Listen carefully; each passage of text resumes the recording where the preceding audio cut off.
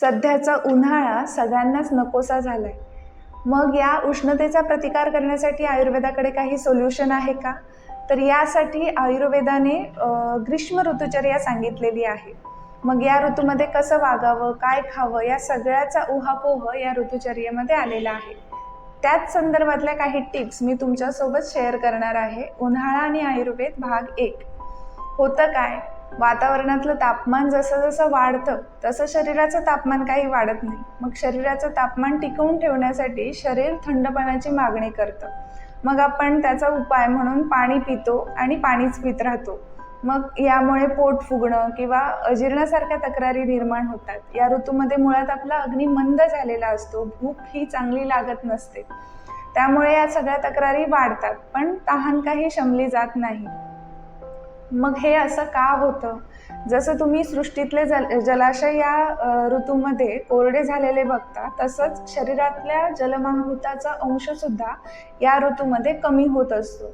मग या जलमहाभूताची पूर्तता ही फक्त पाण्याने किंवा द्रवपदार्थांनी होऊ शकत नाही.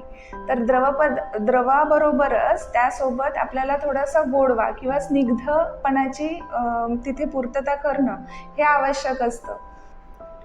आजही काही खेडेगावांमध्ये बाहेरून उन्हातून आलेल्या पाहुण्यांना सावलीत बसवणं किंवा पाणी आणि गुळाचा खडा देणं अशा पद्धती दिसून येतात. तर यामध्ये नेमकं काय होतं, तर पाण्यासोबतच आपण गुळाचा गोडवा, स्निग्धपणा हा तिथे देत असतो आणि त्यामुळे शरीराच्या जलमहाभूताची पूर्तता होते. गोड पदार्थ म्हणजे अगदीच बाजारातून स्वीट्स आणावेत आणि ते खावेत असं मी म्हणत नाही, पण दुधापासून बनवलेले पदार्थ जसं की खीर आहे, आटीव आहे, दूध आणि तूप आहे किंवा अगदीच नाही तर गुळाचा खडा एखादा, असे पदार्थ तुम्ही आहारामध्ये समाविष्ट करू शकता. फक्त ज्यांना गोडाचा प्रतिबंध आहे त्यांनी ते बेताने किंवा कमी प्रमाणात खावं. ग्रीष्म ऋतुचर्येबद्दल आणखी काही टिप्स जाणून घ्यायच्या असतील तर चॅनलला जरूर सबस्क्राईब करा आणि व्हिडिओ आवडला असल्यास जरूर लाईक करा, शेअर करा आणि जास्तीत जास्त लोकांपर्यंत पोहोचवा. धन्यवाद.